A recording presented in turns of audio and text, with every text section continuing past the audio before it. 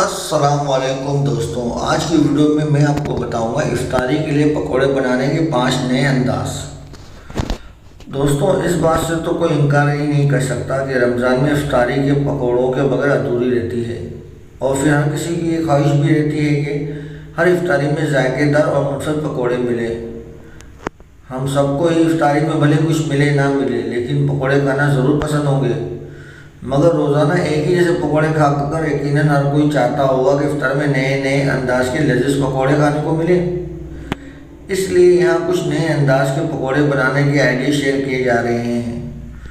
दोस्तों, ये पाँच तरीके के नए पकोड़े बनाने के तरीके मैं आपको बताऊंगा। मगर इससे पहले अगर आप लोगों ने मेरे चैनल को सब्सक्राइब नहीं किया है तो सब्सक्राइब कर लें। नंबर 1 पे है अंडे के पकोड़े। अंडे को उबालें और इसे अपने पकोड़े बनाने के मसाले में शामिल करके फ्राई कर लें। क्या पता आपके घर वालों को ये नए अंदाज के पकोड़े पसंद आ जाएं। गोभी के पकोड़े। अगर आप ये सोच रहे हैं कि गोभी के पकोड़े घर में किसी को पसंद नहीं आएंगे तो ये आपकी गलतफहमी है। पकोड़ों के मसाले के साथ चंद मन पसंद मसाले शामिल करके गोभी को मिलाकर बनाए गए पकोड़े यकीनन सबको लजीज लगेंगे। और दोस्तों, उसको बनाने के बाद शामिल करके इफ्तार में घर वालों को पेश करने का ख्याल बुरा नहीं है। दोस्तों, अगले पकोड़े हैं शकरकंदी के पकोड़े।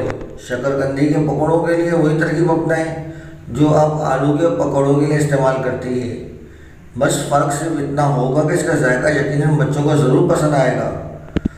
सुनने में तो कद्दू के पकोड़े किसी को भी ज़्यादा मुतासर नहीं करेंगे, लेकिन अगर आप इसे इफ्तारी में गरम गरम पेश करेंगे तो ये यकीनन सबको पहली ही पसंद होगी।